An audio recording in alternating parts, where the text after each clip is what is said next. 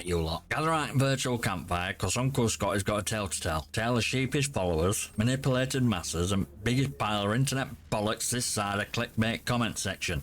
See this word flying about? This meta everyone's yapping about? Oh, it's all-a-gala gaming, is it? Secret sauce to becoming an unstoppable Frag machine. These glorified montage machines shove these meta weapons down your throat like a spoonful of cod liver oil. This gun's best, they say. Use it or lose it. And what happens next? Everyone and the nans running around with same damn gun, turning game into a monotonous parade of mediocrity. And surprise, surprise, these same YouTubers start whining about lack of variety. Well, no bloody duh, Sherlock. You created mess in first place. And worst part? You lot, viewers, the supposed gaming community, fall for it every single time, like a bunch of lemmings following clickbait carrot towards digital cliff. But listen up, you magnificent mugs. There's a better way. A way that doesn't involve chasing trends and worshipping YouTubers like the gaming messiahs. So how do you stop being a sheep and become well, not a sheep? Simple. Stop listening to those who tell you what to use and start figuring it out yourself. Just because some YouTuber with questionable hygiene says gun is best, don't mean it'll magically make you a god on Battlefield. You know what'll make you a better player? Finding a weapon that suits your bloody playstyle, like aggressive flankers. Maybe a shotgun or SMG is your jam. More of a sit back and snipe kind of guy? Good old fashioned sniper rifle might tickle your fancy. Point is, there's no one size fits all solution. Experiment, try different guns, see what clicks.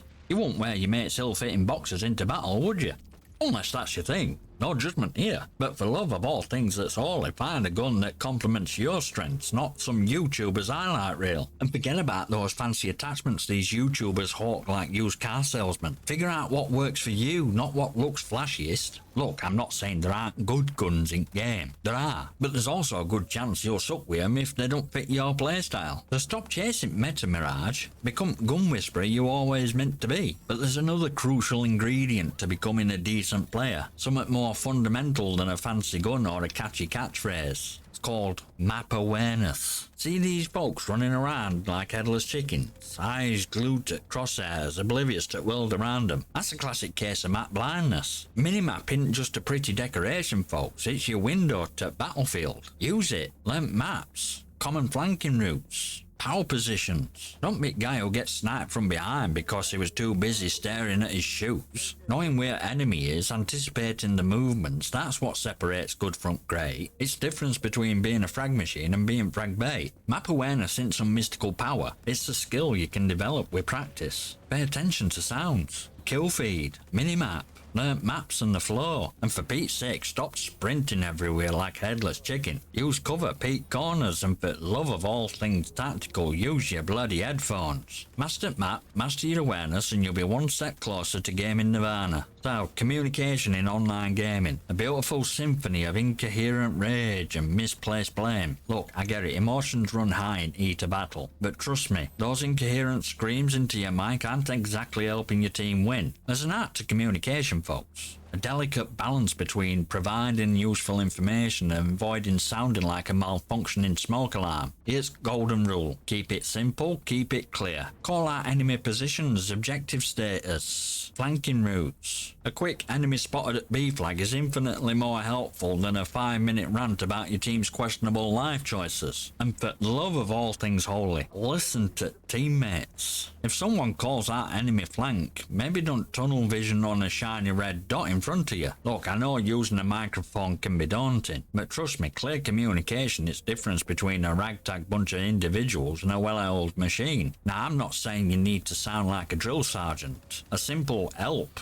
or thanks for revive can go a long way, but avoid excessive use of grunts, sighs and dramatic monologues about your breakfast wars. Master art of communication and you'll find yourself surrounded by teammates who actually want to win, not just scream into void. We've all been there. That one bad game that turns into 5, then 10, then full-blown meltdown in epic proportions. But here's the thing, folks. Tilting doesn't help anyone. It clouds your judgment, makes you sloppy, and ultimately leads to more bad plays and even more frustration. So how do we avoid dreaded tilt towers? Here's a few tips from grumpy Uncle Scotty. Number 1, take a break. Built rage rising? Put down controller, step away from screen, take a walk, grab a cuppa, do some jumping jacks, out to clear your head. Number 2, analyse your mistakes. Okay, you died. Don't just rage about it. Think about what went wrong. Did you overextend? Did you not use cover? Learn from your mistakes and you'll improve. Number 3, remember, it's just a game. Yes, competitive. Yes, frustrating at times. But at the end of the day, it's supposed to be fun. So take a deep breath, folks. Channel your inner Zen master, not your inner toddler throwing a tantrum. You'll thank me later. Right, we've covered a lot of ground, haven't we? From digit meta to mastering how to well-timed grunt. But there's one crucial ingredient we haven't talked about yet. One that separates good from great, winners from whiners. It's called fun. Fun?